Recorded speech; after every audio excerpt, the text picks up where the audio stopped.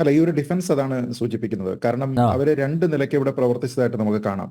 ഒന്ന്, ഞാൻ നേരത്തെ പറഞ്ഞതുപോലെ മലയാള മനോരമ കൊടുത്തിരിക്കുന്ന ആ വിവരാവകാശത്തിന് മറുപടിയായിട്ട് അവർ നൽകിയിരിക്കുന്നതിൽ അവർ പറയുന്നത് അവരവിടെ ഇടപെടാനുള്ള ഒരു സാഹചര്യമുണ്ട് എന്നവർക്ക് ബോധ്യമായതുകൊണ്ട് CMRL-നോട് അവർ കാര്യങ്ങൾ ചോദിച്ചിട്ടുണ്ട് എന്നാണ്. ആ ചോദിച്ചിരിക്കുന്നതുമായി ബന്ധപ്പെട്ട് മറുപടിയൊന്നും കിട്ടിയിട്ടില്ല. അതിന് പുറത്ത് എന്ത് തീരുമാനിക്കണം എന്ന കാര്യത്തിനെ പറ്റി ഞങ്ങൾ ഒരു തീരുമാനവും എടുത്തിട്ടില്ല എന്നുമാണ് അവർ പറയുന്നത്.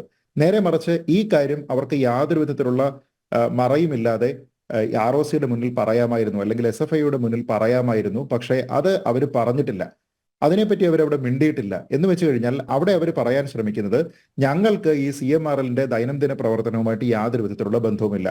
ഞങ്ങളുടേത് ഒരു ഇഷ്യൂവർ കമ്പനിയും അല്ലെങ്കിൽ അതിലെ ഒരു സ്റ്റേക്ക് ഹോൾഡറും എന്ന നിലയ്ക്കുള്ള ബന്ധം മാത്രമാണ്. ഞങ്ങൾ അവിടെ ഇത്ര രൂപ ഇൻവെസ്റ്റ് ചെയ്തിട്ടുണ്ട്, ഞങ്ങൾക്ക് അതിന് ഇത്ര ശതമാനമാണ് ഞങ്ങളുടെ ഓഹരി.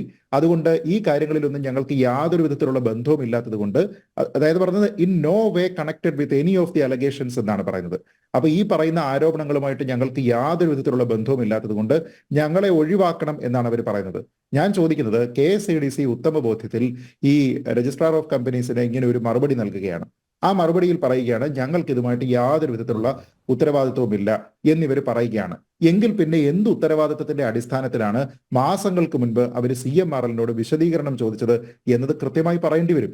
അവർക്ക് യാതൊരു വിധത്തിലുള്ള ഇൻവോൾവ്മെന്റും ഇല്ലാത്തവരിടത്തേക്ക് പോയി കഴിഞ്ഞാൽ അതാണ് മിസ്യൂസ് ഓഫ് പവർ, അല്ലേ? ഒരു ഭാഗത്ത് അവർ പറയുകയാണ് ഞങ്ങൾക്ക് യാതൊരു വിധത്തിലുള്ള ഉത്തരവാദിത്വം ഇല്ലാതെ ചോദിക്കാൻ, ഇതൊക്കെ അവരുടെ കാര്യമാണ്, ഞങ്ങൾ അതിലൊന്നുമില്ല എന്ന് പറഞ്ഞു കഴിഞ്ഞാൽ പിന്നെ നിങ്ങൾ എന്ത് അധികാരത്തിന്റെ പുറത്താണ് CMRL-നോട് ഇതിനെപ്പറ്റി വിശദീകരണം ചോദിച്ചത്?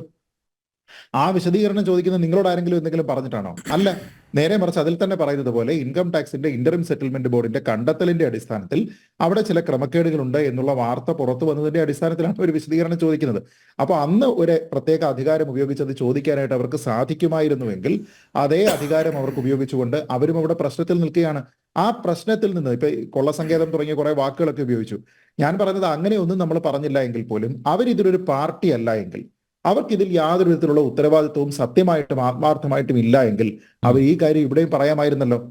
ഞങ്ങൾ ഇന്നതാണ് ചെയ്തിരിക്കുന്നത്, നിങ്ങൾക്ക് എന്താണ് ഇതിനെപ്പറ്റി അറിയാവുന്നത് എന്ന് ചോദിക്കുന്ന സമയത്ത് ഇന്ന രീതിയിലുള്ള റിലേഷൻഷിപ്പാണ് ഞങ്ങൾ തമ്മിലുള്ളത്, ഈ വാർത്ത പുറത്തു വന്നതിന് ശേഷം ഞങ്ങൾ ഇതിനെപ്പറ്റി അവരോട് ചോദിച്ചു, നാളിതുവരെ അവർ മറുപടി പറഞ്ഞിട്ടില്ല, ഈ കഴിഞ്ഞ കുറച്ച് മാസത്തിനുള്ളിൽ എന്തെങ്കിലും ഒരു തീരുമാനം എടുത്തിട്ടുണ്ടെങ്കിൽ അത് പറയുന്നു, അതല്ല എങ്കിൽ ആ തീരുമാനം എന്താണെന്ന് ഞങ്ങൾ ആലോചിച്ച് വരികയാണ്, തുടർ നടപടികൾ എന്നവർക്ക് പറയാമായിരുന്നു. ഒരു പ്രോപ്പർ ഡ്രാഫ്റ്റെങ്കിലും ആകുമായിരുന്നു.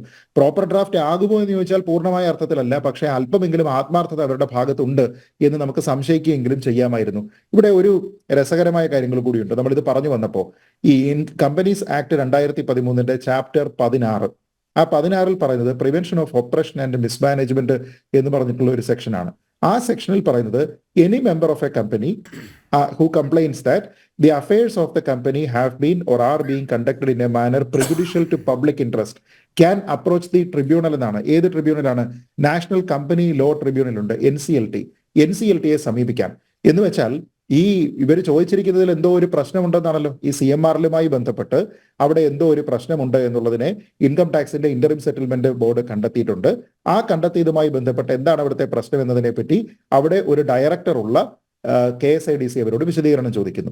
അപ്പൊ അത് വിശദീകരണം ചോദിക്കുന്നത് നിയമപരമാണ് എന്നും അതിനുള്ള അവകാശാധികാരങ്ങൾ അവർക്കുണ്ട് എന്നും അവർക്കറിയാം. അപ്പൊ അങ്ങനെ ചോദിക്കേണ്ടതായിട്ടുള്ള ഒരു പ്രശ്നം, ഒരു ക്രമക്കേട് അവിടെ നടന്നിട്ടുണ്ട് എന്നുള്ള ബോധ്യം അവർക്കുള്ളപ്പോ എന്തുകൊണ്ടാണ് ഇതൊരു പൊതു താല്പര്യ വിരുദ്ധമായിട്ടുള്ള ഒരു കാര്യമാണ് എന്ന് തോന്നുകയും അവർ ഈ NCLT അപ്രോച്ച് ചെയ്യാതിരിക്കുകയും ചെയ്തിരിക്കുന്നത്? അങ്ങനെ നോക്കിക്കഴിഞ്ഞാൽ ഇത് കമ്പനീസ് ആക്ടിൽ പറഞ്ഞിരിക്കുന്ന നിയമത്തിന് വിരുദ്ധമാണ്. അവരുടെ ചുമതലകൾ അവർ ചെയ്തിട്ടില്ല. നമ്മൾ പറയുന്നത് ഏത് കമ്പനിയെ പറ്റിയാണ്? CMRL-ൽ ഒരു പെർമനന്റ് ആയിട്ടുള്ള ഡയറക്ടറുള്ള KSADC-യെ പറ്റിയാണ്.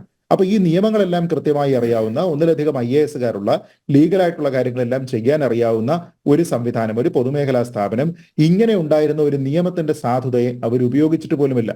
അപ്പൊ അവിടെ ചെന്ന് കഴിഞ്ഞാൽ അവർക്ക് പറയാമായിരുന്നു ഇവിടെ മിസ്മാനേജ്മെന്റ് നടക്കുന്നുണ്ട്, മിസ്മാനേജ്മെന്റ് ആണെന്ന് ഇനിയിപ്പം പിന്നെ വേറെ രീതിയിൽ അച്ചടിച്ച് അവർക്ക് കൊടുത്തെങ്കിലേ അവർക്ക് മനസ്സിലാവത്തുള്ളൂ. അതായത് ഞങ്ങളുടെ ബിസിനസ്സിലെ ലോസ് ആണ് എന്ന് പറഞ്ഞുകൊണ്ട് അവരൊരു കാര്യത്തിന് പോവുകയും അതല്ല, അത് ക്രമക്കേടാണ്, അത് നിങ്ങൾ അതിനുള്ള തുക അടച്ചേ പറ്റൂ എന്ന് പറഞ്ഞിരിക്കുന്ന സമയത്ത് അത് ലീഗലായിട്ടുള്ള ഒരു ആക്ഷനാണ്.